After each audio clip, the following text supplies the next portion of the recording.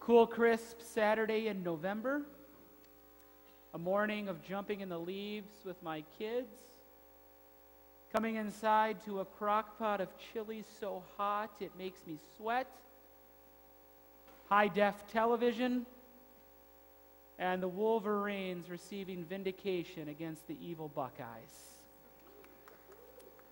That one day, if it happened, would be so good, it would make me forget about anything bad that happened in the 364 days that came before. That is living. I know some of you can't quite understand, whether it's because you're not a football fan or the few of you transplants infected with scarlet and gray fever. But I find myself dreaming about days like that, literally. I think it's a small foretaste of what happens when we receive what the Bible calls bread from heaven. And so I'm going to be talking with you today about that bread, and so I wonder what it is that you would call the good life. You know, for some of you, I bet it's just simple time spent with family and friends, those people that you love. I know that many of our people are just in vacation mode, going off to their happy places at the lake or a cottage, a campground, the golf course, wherever. You know, the other day, I was reminded of the good life. I was sitting on my deck reading, and our middle daughter, Elizabeth, came out and joined me. And I was sitting there with my feet up on a chair, and so she got in the chair next to me and threw her feet up. And she was just kind of looking at me. I had took a sip of my drink, so she took a gulp of hers. She grabbed a book, acted like she was reading like I was. I'd smile, she'd smile back. I'd yawn, and she'd yawn.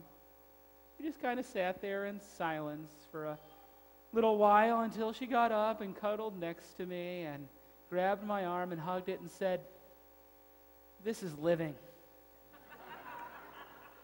And I still have no idea what it is that provoked her to do that at age 4, whether she saw it on a commercial or something. But I didn't really care. Those of you who are parents or grandparents know that those are the moments in life that we just really treasure for a long, long time.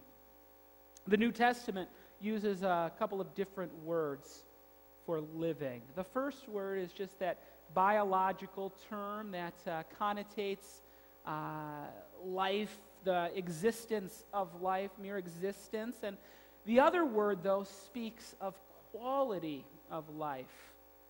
And that's the word that is used by Jesus today in our reading when he said, "If anyone eats of this bread, he will live forever."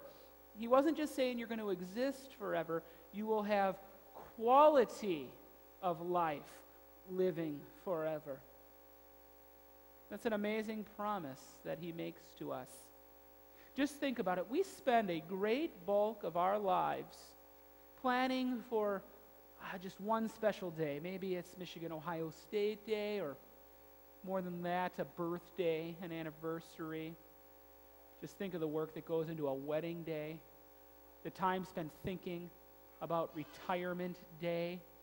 Whatever it is that we hope will bring us some happiness and contentment and peace in our lives. But today, Jesus says if we feast on the bread from heaven, we will have days better than that, perfect days that will have no end. They'll go on forever and ever and ever, and they too will give meaning to all of the bad days that have come before. And there's no retirement community or lakefront cottage or even Norman Rockwell-like Christmas with the people we love that can hold a candle of light to the days that Jesus promises us when we feast on him. And so everything I said just now, it sounds absolutely wonderful. And if you're hearing it for the first time, you're probably wondering why it is that we feel the way we do sometimes, or why we don't just get up from our pews right now and rush out into the streets and tell everybody we can find. That's because we walk by faith and not by sight until the culmination of that day comes. And Jesus says an awful lot in the Bible that we're going to endure some very tough days along the journey. And today he uses this meager, plain old symbol of bread to tell us that there's a way to get through. But as inadequate as it may seem, he says this bread is better for us than anything else we could ever seek to digest. But the great cosmic problem, that which we call sin, the reason why we have to come here week after week after week and be fed, and why we spend that time at the beginning of the service remembering the forgiveness that ours is in Christ, is because we're prone to craving something more.